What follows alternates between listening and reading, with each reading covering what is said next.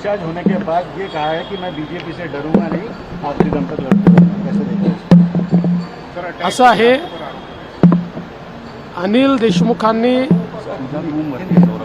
देशमुखांनी सातत्याने या ठिकाणी जसं हिंदी पिक्चरमध्ये सलीम जावेदांच्या स्टोऱ्या या अतिशय पॉप्युलर होत्या, तशा सलीम जावेदच्या स्टोऱ्या चालू केलेल्या आहेत.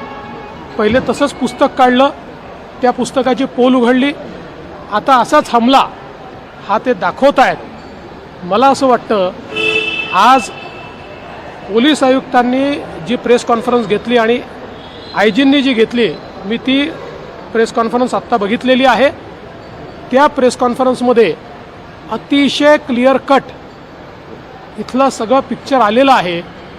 आणि आता प्रश्न हे निर्माण झाले आहेत, 10 किलोचा गोटा हा जर विंडशिल्डवर मारला, विंडशिल्ड तुटली का नाही? 10 किलोचा गोटा पडला तर साधी बोनेटला स्क्रॅच देखील का आली नाही? हा पहिला सवाल आहे. दुसरा, एकच गोटा आतमध्ये दिसलाय, हा गोटा मागची जी काच आहे ती फोडून मारलेला आहे.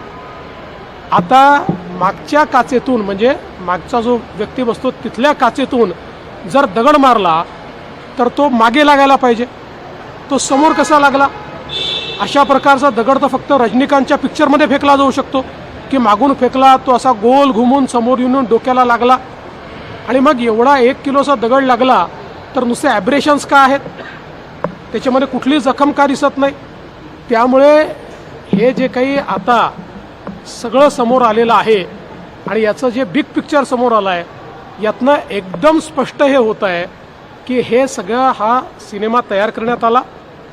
आपण किंवा आपला मुलगा हारतोय, निवडणुकीत पराभव समोर दिसतोय, याकरता अशा प्रकारची स्टोरी तयार करण्यात आली, भाजपला बदनाम करण्याचा प्रयत्न करण्यात आला. आणि यात दुर्दैव हे आहे की अशा प्रकारच्या स्टोरीला काल माननीय पवार साहेबांसहित सर्वांनी जाणीवपूर्वक इकोसिस्टीम उपलब्ध करून दिली, ॲम्प्लिफाय करण्याचा प्रयत्न केला, पण आज त्यातलं सत्य उघड झालेलं आहे.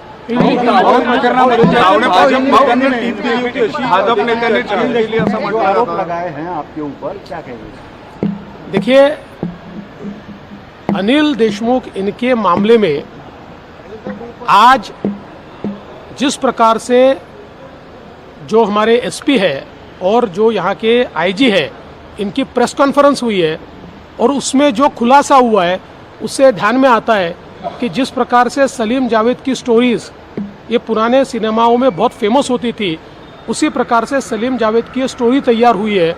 एक स्क्रिप्टेड स्टोरी है, क्योंकि आज जिस प्रकार से सारी चीज़ों को एम्प्लीफाई करके एसपी की प्रेस कॉन्फ्रेंस में बताया गया, मैंने स्वयं उसको देखा है. 2 चीज़ें इसमें ध्यान में आती है. पहले, जो सामने पत्थर दिखता है वो 8 से 10 किलो का पत्थर है. वो अगर विंडस्क्रीन पर मारा गया तो विंडस्क्रीन फूटी क्यों नहीं? और वो पत्थर अगर बोनेट पर गिरा तो बोनेट पर खरोच भी नहीं है, तो ऐसे कैसे संभव है? दूसरा, जो पत्थर अंदर मिला, जो कहते हैं उनको लगा है, वो पत्थर पीछे से फेंका गया है. पीछे से फेंका हुआ पत्थर, क्योंकि पीछे की कांच को फोड़कर वो आया है, तो पीछे से फेंका हुआ पत्थर तो सिर के पीछे लगना चाहिए. वो सिर के बीचों बीच सामने कैसे लग पा रहा है? ऐसे तो केवल रजनीकांत की मूवी में पत्थर फेंका जा सकता है कि पीछे से फेंका और ऐसा गोल घूम के वो सामने ऐसा आके लगा. अच्छा, वो भी 1-1.5 किलो का पत्थर अगर ऐसा आकर लगा तो केवल खरोच क्यों है? तो कुल मिलाकर मुझे ऐसा लगता है ये जो हमला है, जब हार सामने दिखी तो सिंपैथी पाने के लिए इस हमले की स्टोरी रची गई है. आज इसकी पोल खुल गई है.